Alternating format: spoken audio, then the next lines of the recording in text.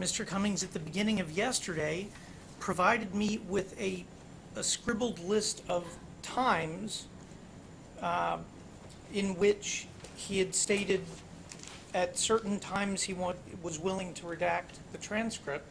In response to the list that he provided me, we reviewed it and found that actually audio was split in such a way as to, for example, say, I looked up my old girlfriend, and that's where the redaction was chosen to be made, when the following sentence is, as a reference for the psychologist, which ended up being a completely misleading statement if one were to redact it that way. So I painstakingly went through 300 and some pages of transcript and specifically struck through those parts that are inappropriate.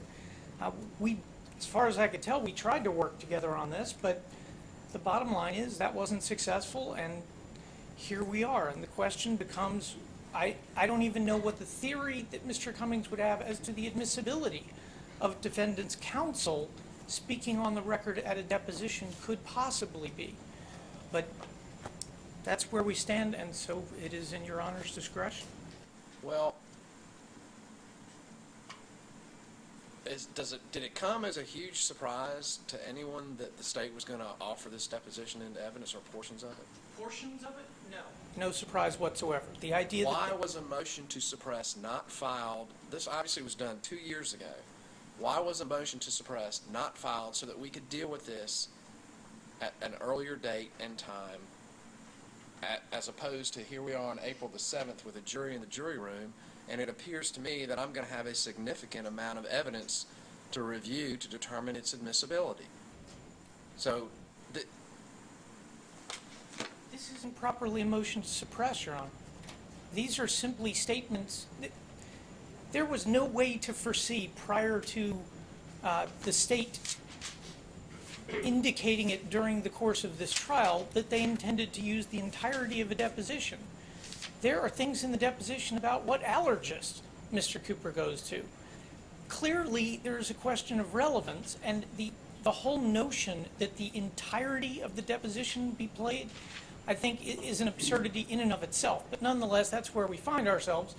And no, we didn't do a motion to suppress for the entirety because that was beyond comprehension.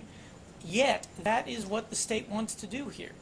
And since that is clearly their decision, we have simply noted those portions that are prejudicial, that are hearsay, and that are inappropriate to be before this jury.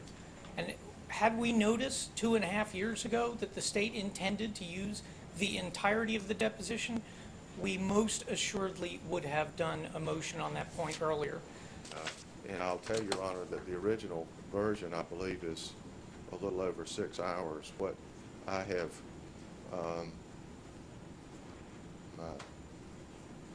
the gentleman that was helping me with it is not in here, but it is less than 6 hours now. And what I wanted to do was be able to complete it by tomorrow, about mid-morning.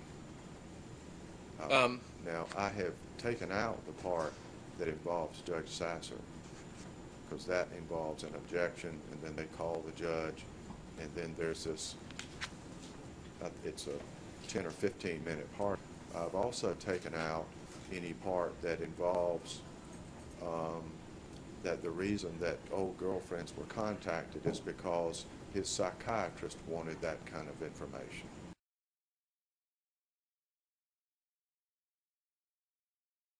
What years did you live with Taylene Lane? I'm guessing it'd be 92 to 94. When's the last time you had contact with Taylene Lane? I tried to contact her a few weeks ago, but I was unable to reach her. Prior to that, years ago.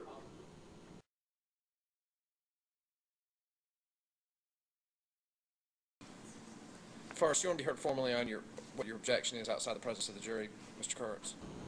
I think it's abundantly clear that the objection earlier was that exactly this event would happen. The last thing that the jury should hear is, I'm guessing that would be 92 to 94, line 14. They should not hear, when was the last time you had contact with Haley Line? Beginning of line 15. That's exactly right, Your Honor. And Start from there on line 15. I don't know if the defendant has an objection to that. I think we have an objection that is standing, that this is, Judge, we addressed exactly this problem, and once this has actually been introduced to a jury, I'm concerned, I don't know how Your Honor fixes this. Curative instructions. Judge, I don't think a curative instruction is going to be sufficient to take that kind of prejudice away from that jury. They can't unhear it. The district attorney's office had ample notice as to exactly what it was that they were about to elicit. They intentionally placed material that was not supposed to be. If he wants to take me to the state bar, that's fine, but don't say I intentionally did something to mistry this case or put evidence that's not allowed in here. This was the only subject that we actually dealt with. It is the single time frame, and the court specifically detailed when it was that the tape was to stop. I am aware of what I did. I'm upset that it was not followed. I will do what I can do, and that is bring this jury back in here and give them an instruction to disregard it if you want me to. Or we can bring it in and let it go without it. It's up to you.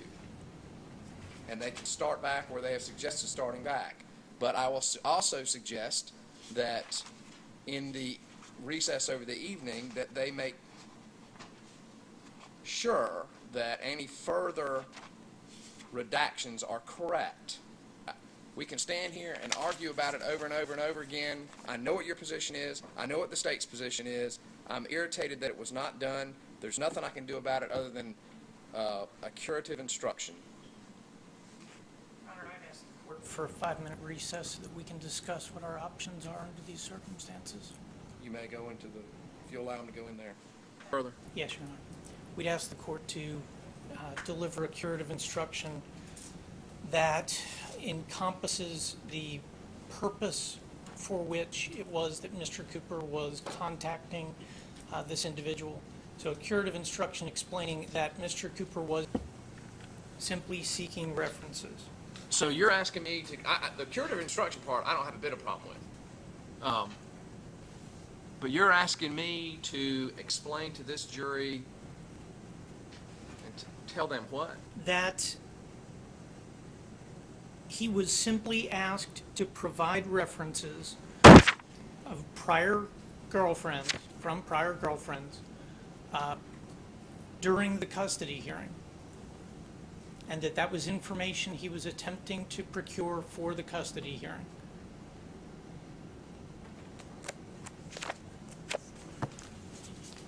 State want to be heard.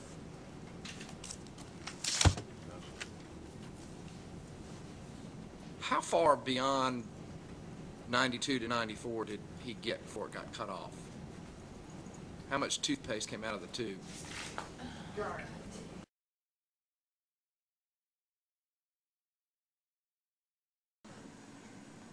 Your motion for a curative instruction is allowed.